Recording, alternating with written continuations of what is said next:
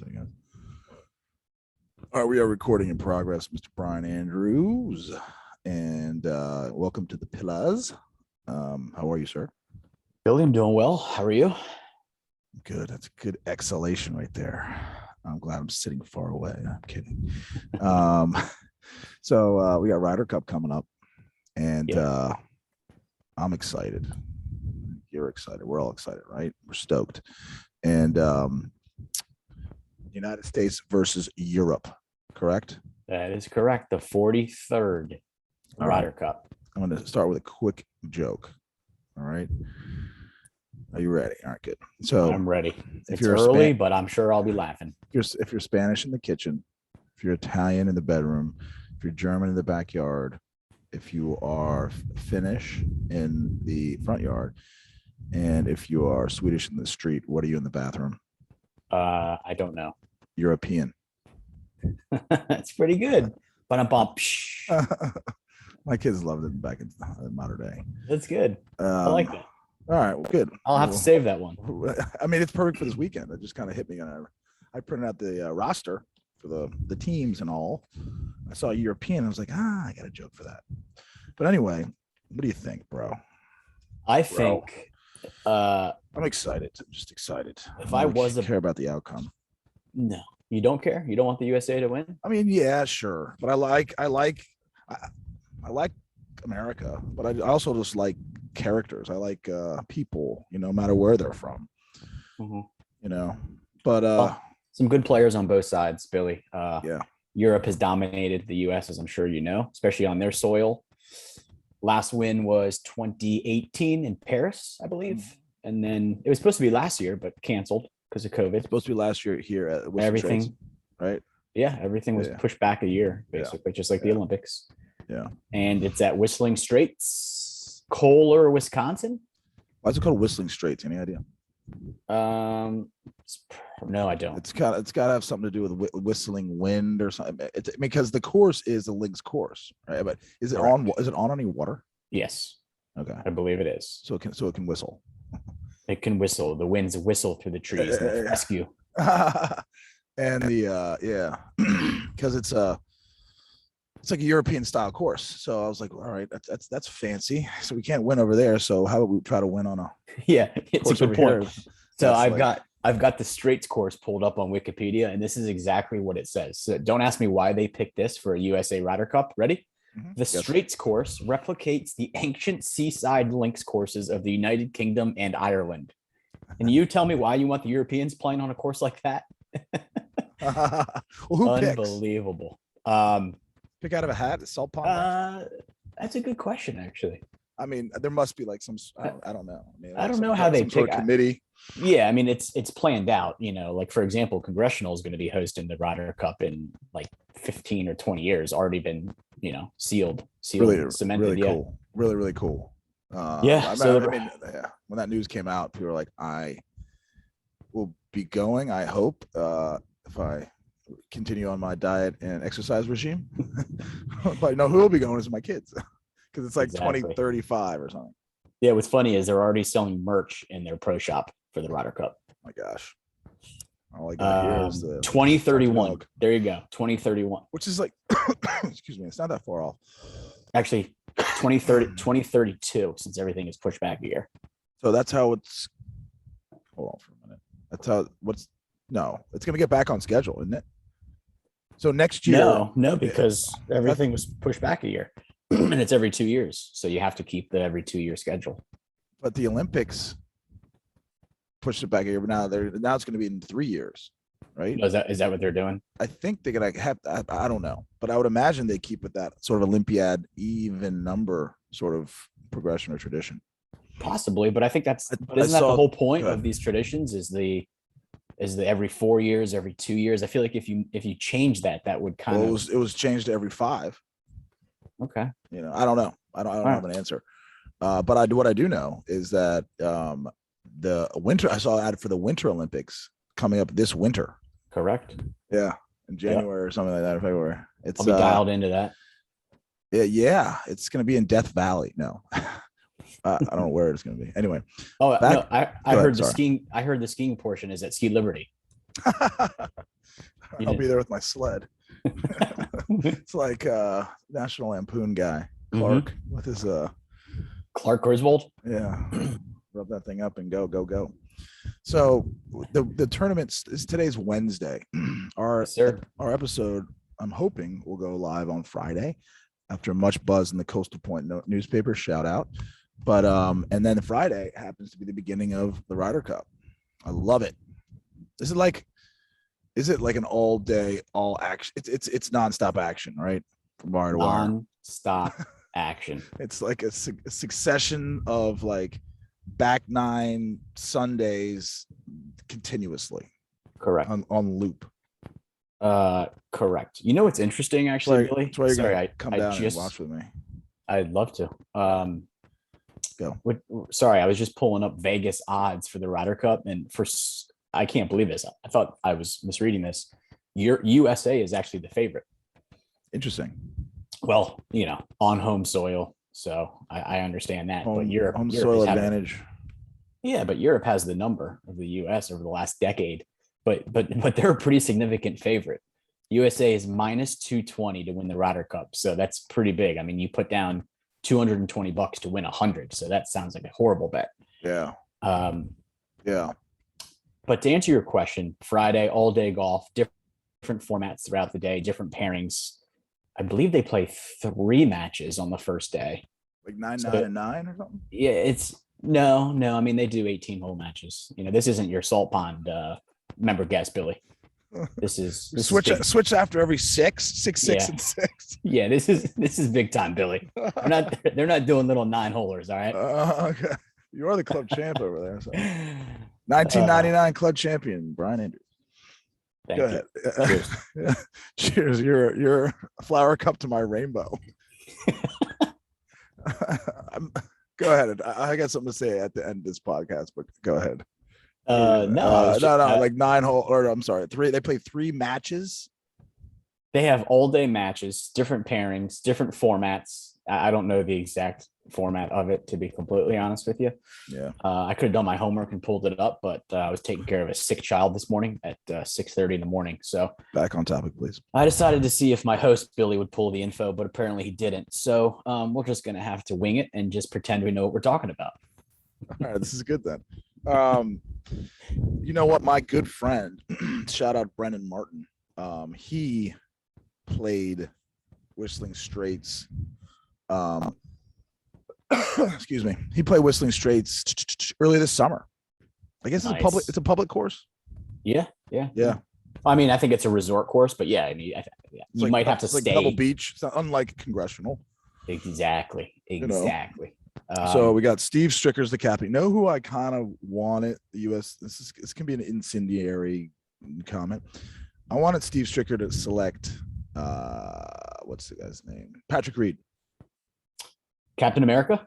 Yeah. Why? Yes. You weren't alone in that. You weren't alone in that, Billy. I know he's coming back from an injury and stuff like that. It's just like I don't. People don't like him. Why? Because he was not nice to his parents or something. He's outspoken, kind of cocky, a little arrogant. Hell of a player. Hell of a Ryder Cup player. Competitor. Right? Fierce competitor. Instead, we got Daniel Berger. Yeah. Come on, man. Yeah. That Berger better be from In and Out. You got Scotty Scheffler. I mean, I've heard of these people, good. But Scheffler's the man. All right, fine. He's a bro. Harris English. He's on the wrong team. He should be on the other side of the pond. Exactly. Harris. Patrick Reed. Come on, man. Stricker. Yeah. Why do you think he didn't pick him? You don't think? He said he said that. He said exactly that. He said he was coming off an injury, and I think he had a bout with like pneumonia. I don't know if you read that, but he was in the hospital. That's right. He was in the hospital. Yeah, with like double pneumonia, and they brought the family in, or they called. It was like one of those sort of deals. Yeah, he said he couldn't breathe. Well, it was the opposite. They couldn't bring the family in because of COVID. Yeah. So he couldn't even. He thought that he was dying basically, and he didn't have a chance to say goodbye to his wife. So he was, I think he was in the hospital for a week to 10 days, something like that. Missed a couple tournaments, and so Stricker went with the guys that were, been playing. He came back and played the last FedEx He did. event and played not okay, Yeah. for him or whatever. And I think I saw something on the coverage. It's like China just came out here to demonstrate to Steve that maybe I can do it. That was he wasn't trying to, obviously he couldn't wedge his way into the FedEx Cup, but he wanted to try to wedge his way into the Ryder. Yeah. Did you see what the controversy surrounding that was a couple days after the pick was announced? No. He doesn't do himself any favors, Billy. This is why people don't really like him. Yeah, go ahead. So he was on there were a lot of people bashing Stricker on Twitter. Ripping him, right? Because they didn't pick Reed. Yeah, and he's a great Ryder Cup player. And I mean, he literally is called Captain America, right? Yeah. And so Patrick Reed's Twitter account, which is, I guess, his account, was liking all of these horrible tweets to Stricker. So it made the news. The social media. Patrick Reed liking all of these derogatory tweets towards Steve Stricker, and it's who cares? He was obviously pretty ticked off. Yeah, because that's who he is. He's fiery. But I like that. I like that passion. Right? I do too. Yeah, and I also like him because people don't like him. He's a hell of a player, man. It's like, who are we? Are we trying to be Europe? Are we trying to be all buttoned up with our jaws not really opening when we talk? No, we show emotion. Yeah. What did happen with his parents, or something like that happened, or his parents didn't like his wife, or I don't know. I've heard that story before. There's a lot of stuff that happened with him back in his childhood. I think I don't know the details. I want to turn this into a Patrick Reed cast. But we can get him on the line. We can. Yeah, that would be nice. Yeah, that would be nice. My friend, an old ex-girlfriend of mine, matter of fact, is dating someone down in Florida, and who's good friends with Dustin Johnson. Oh, nice. Jupiter area. Yeah. She live in the Jupiter area. She's moving down there. Nice. Getting service now. Anyway, maybe we'll get him on tomorrow. So cool. He's on the squad. DJ, what do you think about him? DJ, he didn't have a great year. Why did they pick him then? I mean, he qualified. He didn't have to be picked. I mean, I think he's still top 3 in the world, top 5 in the world. Okay, fine. So yeah, basically, like they pick. If you're top 5 American golf, if you're top 5 in the world and you're American, you're on the team. Well, they do. You have like automatic. I think it's 5 or I think it's 6. I think top 6 based on rankings, and you're in. And then 3, 4, 5, 6. You're correct. So we got Morikawa, Johnson, DeChambeau, Koepka, Thomas, Cantlay. Mm-hmm. Cantlay is seriously trending, huh? Yeah, that guy has. He got golf of the year or something, right? Player of the year, FedEx champion, 15 mil in the bank for winning the Players the FedEx Cup. Yeah, that guy, he's quiet, doesn't really show a lot of emotions, but he is a hell of a player. The opposite of Reed, I guess. Yeah, he's a hell of a player. Was there a Cantley? Not Cantlay, but Cantley on the PGA Tour. I thought there was something Cantley. And everyone calls him Cantlay. I mean, I thought there was a distinction between the two. Sammy, Samsonite. God, it was on the case the whole time. I knew it started with an S. You love that Dumb and Dumber. I don't go a day without quoting it. Is that normal? At age 38? I think I'm 40. I mean, I think for our little window, that came out in 96, I think, right? Mm-hmm. Maybe 94. For our window of, I would say, our age-ish, a year or two standard deviation. Yeah, that's what people do. They quote that movie because it's gold, and it came out at a time. It's totally freaking gold. It's platinum, and it came out in a time where when we were just like totally impressionable. Yeah, and it was the first really good slapstick comedy. I think. I mean, I think it's I think I got a funniest movie of all time. I got a call. God, Lee. Now I have regrets.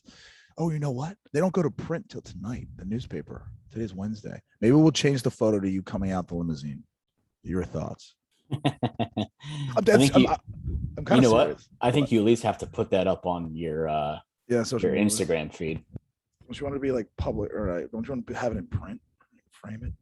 So more on this later. Hold on, Billy, real quickly. Now that you're talking about Dumb and Dumber, Jay Gruden. I'll never forget this. The old Washington football team coach, aka the Redskins. Hey, R.I.P. I believe it was his first year as coach. It was his first year as coach, maybe 2014. And he dropped a Dumb and Dumber quote in his press conference, like day one. And I was like, I don't care what happens to this guy. He can go 0-16, which he pretty much did. He's all right in my book. Apparently someone was injured. I just pulled it up. What did he say? He nice said, Hooters? well, this guy, Reed, our tight end, who was always hurt. Poor guy. He had all the talent in the world, but he was always hurt. Yeah. And so one of the reporters was like, do you think, dude, he literally was like in a hospital. Like, do you think Reed might play this week or something? And basically Jay said, so you're telling me there's a chance. So he literally dropped that line in the press conference and they all started dying laughing. And I was listening to it like in the car and I was like, okay, this guy's all right. That was what, 2014? Yeah, he might be a bad football coach, but if you're dropping Dumb and Dumber in press conferences as a football coach. Yeah, he got your vote. Yeah. Yeah. He's all right. He's all right by me. I wonder if you look at IMDb. You ever frequent that website? I mean, I have it on my phone, and I frequent it a lot. And like, you check out movies with Internet Movie Database, and you pull Dumb and Dumber up or whatever movie, Braveheart or Showgirls, and you go to like quotable. There's quotes in there. I wonder how many. To get to what I'm trying to say, how many quality. Not just quotable lines from that movie. Like a lot. 100? Yeah. Like I mean, there's so many good ones. Like a lot. I like a lot. Yeah, see, there you go. It's so the ending is so good too. There's so many Hawaiian Tropic Girls. Do you realize what you've done? Or maybe that's from a different movie. Oh my God. The town is back that way. I think the Farley brothers wrote that script. Yeah, you're geniuses. Right. Yeah, absolute geniuses to come up with those lines. Yeah, and the timing was right, or I don't know what it is. Like, I haven't seen a comedy like that. I don't know. Like, Will Ferrell's good, but he ain't like that. No. Will Ferrell and Janakis, whatever his name is, Galifianakis, whatever. How do we get on that topic? I love it. I love it. I love it. Back to the Ryder Cup. No. How did we get on that though? Something about Dumb and Dumber. You out the window, the limousine. Oh, that's right. You should show the fans that picture. What's today? I got time to do it. Anyway, so what are we talking about? The roster. I mean, there's some good matchups, Billy. This U.S. team is stacked, as is the Europeans. Europeans are made for something like this. But I will say, the thing that has people a little skeptical is what? How good the U.S. How much talent the U.S. has? You mean? Just how young they are. There's a lot of rookies. That's a skeptic. Okay, yeah. That's how skeptic. Yeah. I mean, look at their cap. I saw the coverage I watched over at the neighbor's house yesterday. Phil Mickelson was like ever present, and he was like with Koepka, and he was with DeChambeau. I hear Phil Mickelson and DeChambeau have a good connection. Yeah, definitely. Yeah. I mean, I think Phil's took him under his wing a little bit. But it's interesting. You mentioned Phil. I believe this is the first Ryder Cup in 30 years where there's not Phil or El Tigre playing in it. Yeah. I would think Ryder Cup is advantage for Phil's game. Advantage Phil, like he's suited for match play, right? He doesn't have that great of a record in Ryder Cup, I don't think. That's the irony, though, right? Yeah, it's like he is a risk taker, and that's what it kind of that's what you got to kind of do in match play. Is that right? Yeah, actually, you bring up a good point, because you would think Phil's built for match play because he tends to have a hole or two where he blows up, and makes a high number, and that ruins his round. But in match play, that goes out the window, right? Because you just lose a hole if you make a 9 or something. Yeah. So you can take more risks. Yeah. Whereas on a normal, Thursday through Sunday golf tournament, if you take adds up. One hole where you make a quad, yeah, you're done. You're done. Pretty much. Yeah. You're done. Where in match play, you just lose the hole. Yeah. Move on to the next. Flush it, as we like to say. Yeah. So of our squad, all right. So talk to me about these captain picks. All right, we can still stick on the qualifiers though. So Morikawa, he's incredible. Incredible ball striker. Stoic, consistent, like truly technical striker of the golf ball, as good as Sergio. Yeah, I remember you did a pod with Bob Dolan. Yeah, Dolan. He was talking about ball striking. I forget what you guys were talking about. Incredible striker of the golf ball. And I think Bob said, "You mean ball striker, Billy?" Oh, yeah, probably. But right. Let's get him see, Billy, I've been paying attention to your videos. Morikawa, hell of a ball striker. Obviously has a PGA championship in his bag. He won it either last year or the year before in California. Great player, young player. He's probably top. Yeah, he's got to be top 5 or 6 in the world, maybe top 10. He won like 2 majors like last year, didn't he? A couple back-to-backs, like, and he's young, man. Yeah, I think he won it too. I know he won the PGA, but I didn't think he won a second major. Who won the Masters? Oh wow, you're right. He did. I think he did. He won the British Open. Or he won the British Open. Completely forgot he just did that. Good. Keep fact checking. Holy moly. Guacamole. Yeah, so think about this guy. This guy Morikawa's got 2 majors under his belt. How come he's got 2 L's in his name? Is that a typo? It could be a typo. No, I know a bunch of Collins with 2 L's, but he's got 2 majors. He's 24 years old, and look at someone like a Justin Thomas, right? Complete stud. 28 years old, 4 years older, and he's got only that 1 major. So this guy Morikawa, man, he's got all the talent in the world. I wouldn't be surprised if this guy's got 5, 6 majors when it's all said and done. He's already got 2, you know. Already got 2 at 24. That's what I was saying about Koepka. He came out really red hot, fire. Yeah. Oh, he'll win a bunch more. He's such a freak athlete, man. He and Dustin Johnson like have that walk. It's just like kind of like Gumby, or maybe they do it. Maybe I feel like Koepka might do it intentionally, like just kind of like do the athlete walk. He struts, like you know. Yeah, he's got a little swag. Dustin's truly I don't know, just a Gumby freak. Like he doesn't have joints or something. No, you're exactly right, and that's why these guys hit the ball so far. Their shoulder turn. Have you ever watched Dustin? Have you ever watched his slow motion swing? He literally turns like I don't know how someone can turn that far. I mean, that's how he generates all this power. Yeah. I mean, it's all exactly. It's flexibility, man. Flexibility. I mean, you get these guys, like, you know, it's been pretty publicized that Dustin and Koepka like are workout buddies, or have been.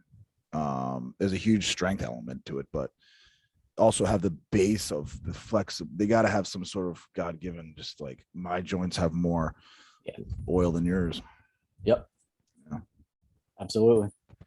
I can't even touch my toes. Maybe that's why I can't break 80 anymore. Maybe, but because there's always a next chapter of a little yoga and some Pilates, and rub some dirt on it, get back in there. That's right. Bryson DeChambeau, are all of his clubs still the same length? The scientists, yes, they are. Yes, they are, which is remarkable. Can you imagine hitting a sand wedge? Can you imagine just hitting a normal bunker shot, Billy? How long is the sand wedge? The same as your 4-iron.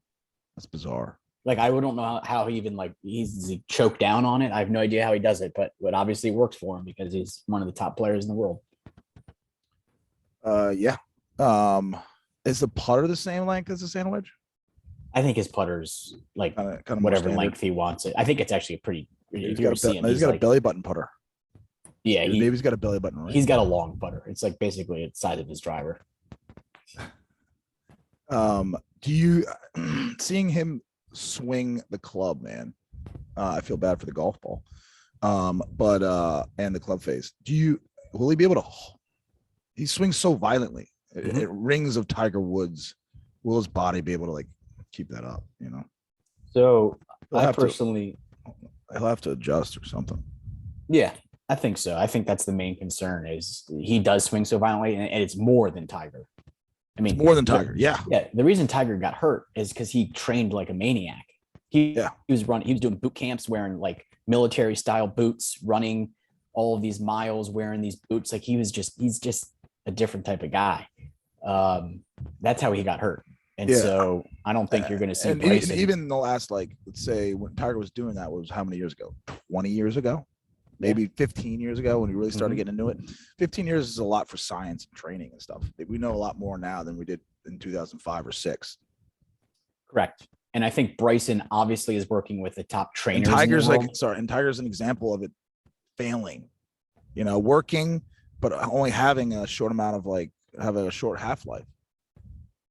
Yeah. So I think a person like Bryson sees the injuries that Tiger went through and the way that, the way that he did swing, like you said, but I think Bryson is working with these trainers that are prepping his body for these violent swings. So he's doing all these crazy exercises and stretching, but I think at the end of the day, something will happen and he's going to have to, tame it back a little bit because it's kind of unsustainable. It's kind of like sometimes hard to watch. I mean, it's freakish, but I'm like, God, you almost like cringe or like how, I don't know. Cause it's not fluid or smooth. No, you know what I'm saying? He goes after it like those the long drivers. Yes.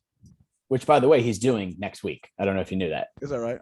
Yeah, he's training to be in the long drive competition after the Ryder Cup. Sure. Did you see training at Whistling? He won't win it though. These guys hit the ball like 400 yards that actually do nothing but long drives. Yeah. But here's the thing with Bryson, Billy, the way that he swings so hard, like you said, think about the golf swing and how if one piece of his golf swing is off by just a millimeter, the ball's going to go 50 yards off target because he's swinging so hard. That's usually happens with me. It's like, exactly. The more MPHs you get, the more parts and variables you add into the equation, the more complex it gets. Correct. But now that you got those Robin clubs, Billy, that's going to help you correct it. Exactly. Stealing from the rich and giving to the poor. So I'll just give to myself, I guess, or something. There you go. Poor in spirit, rich and I don't know. Koepka, baby. He's a stud. He's handsome. He's got the strut. I'm sure he's got a smoking hot girlfriend. And do you think he's coming off knee surgery, right? Coming off, but he had it over the season, didn't he? Knee surgery? Yeah, he's fully recovered from that. He hadn't been playing that great. But he doesn't care. He honestly doesn't care about anything but 4 tournaments a year. He doesn't really care. He doesn't care about the Ryder Cup. You think that's the case? He doesn't care about the Ryder Cup. No, I think it's weird. He made some comments recently where he's immature. I'm sure he cares, but you're based on major championships when you're an individual player. And so he preps himself for 4 tournaments a year and he's got a pretty good track record. I mean, he's always contending in major championships. Yeah. I think he'll win, honestly, 3 to 5 more majors. And I do believe I'm predicting it right now. We can pull this back up next summer. I believe he will win the Open Championship, which is at St. Andrews next summer, because I remember a couple years back, he was contending in one of the Open Championships, and he literally said afterwards, he goes, St. Andrews is my favorite golf course on this earth. I will win a British Open at St. Andrews. He said that. So when you're that confident about something and when you're prepped for the majors, I think he'll win next year. Interesting. And then, I mean, it's at St. Andrews, but how often is it at St. Andrews? Every 8 years or something? No, they don't do it. No, I mean, maybe it 4 years. I mean, St. Andrews is the course, right? Home of golf, baby. It's the home of golf. You hear British Open or the Open Championship, you think St. Andrews. But how often is it at St. Andrews? Like, it's been there a bunch, but they don't have it in like a rotation, I don't think. What I'm trying to get at is like that, and also that now is his opportunity. If it comes back in 8 years or 5 years or 10 years, it might not be he might be too old. So the answer is it's been there 29 times since 1873. When was it there last?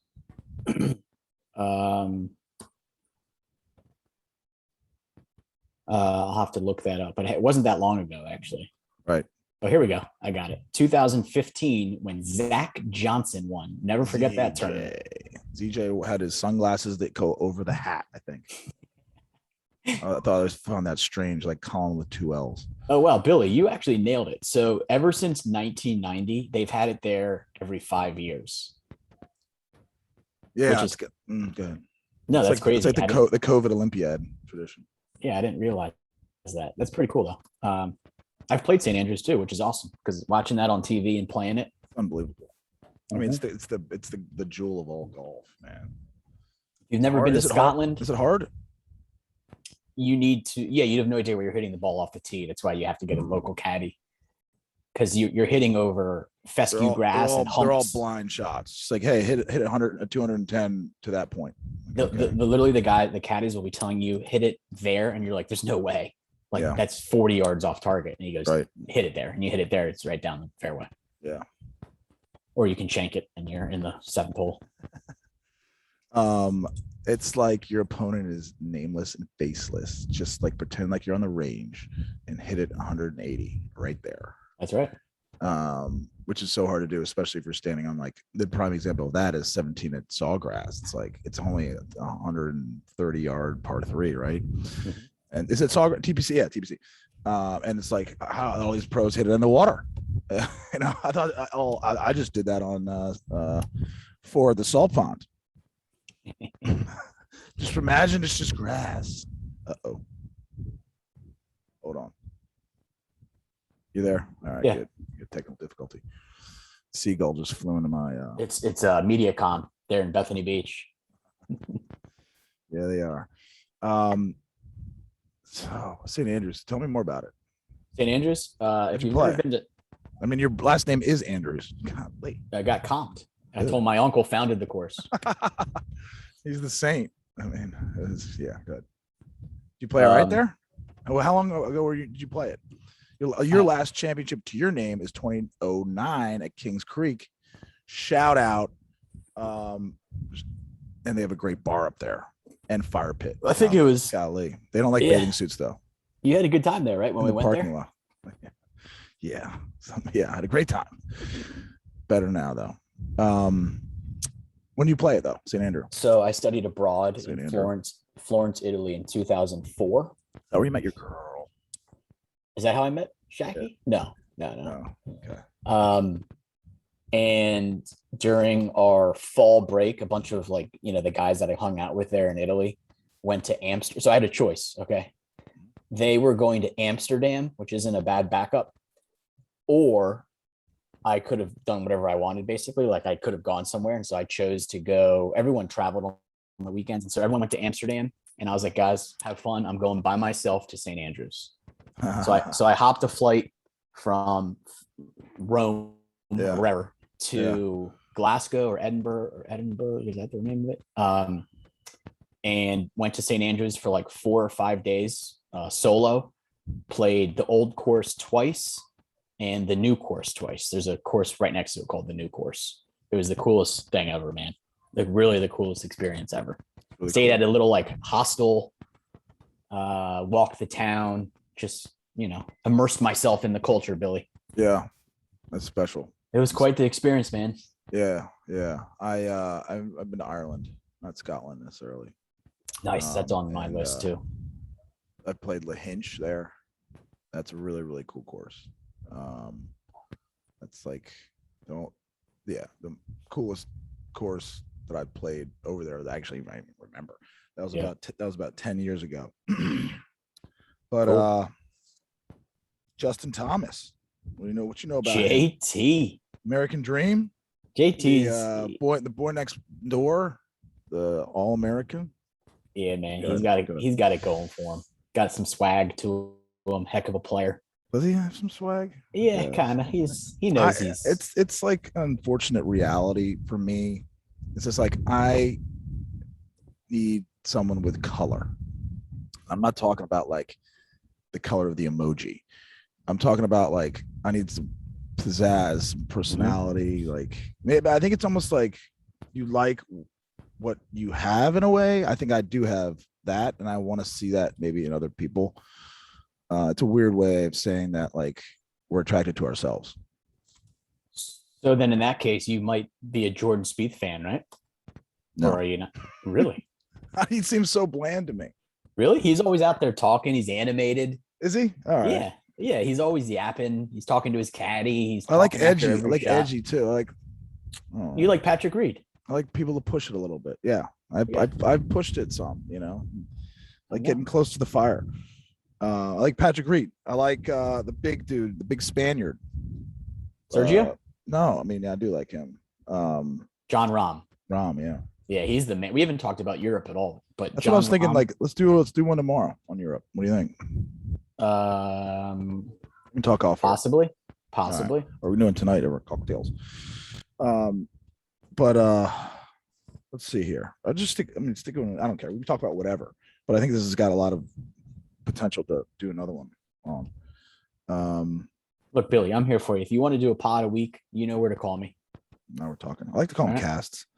Casts? Sorry. Yeah, with the apostrophe. Hey, maybe we do an in-person cast next week because I got to come to the beach for some work trips, or for some work meetings. That's what we're gonna do. So maybe we do in between long Zoom calls and meetings and everything. We're gonna try to squeeze in maybe a Michelob Ultra and a quick podcast because you're gonna be busy down here, right? What if we did it live from Salt Pond or the Starboard? Yes, it can happen. Anything can happen. Can we try that? Yes, anything can be done. Call your peeps. I know you know people. Mm-hmm. Get a little edgy. Get it done. All right. So Cantlay, he almost speaks for himself, right? It's just like his actions speak loud, bro. Like he got player of the year. Some people was like, no, John Rahm should have gotten player of the year. What are your thoughts? Complete BS. John Rahm was kind of bitching about that a little bit. No, Patrick Cantlay. Dude, he won 3 tournaments and he won the FedEx Cup. And he literally, I don't know if you watched the last like 2 or 3 tournaments, but he was so clutch down the stretch. He was, and he beat John Rahm. Yeah. there you go. Head to head. Yeah. But is it like he had arguably had a really good, last 6 weeks, 5 weeks, month? Yeah. Mm-hmm. But the season's like 10 months. Fair. But John hey, Rahm Billy. What? It's not how you start. It's how you finish. I was about to go there. All right. You're only as good as your last game or your last tournament or whatever. But yes, but that's not how that should be judged.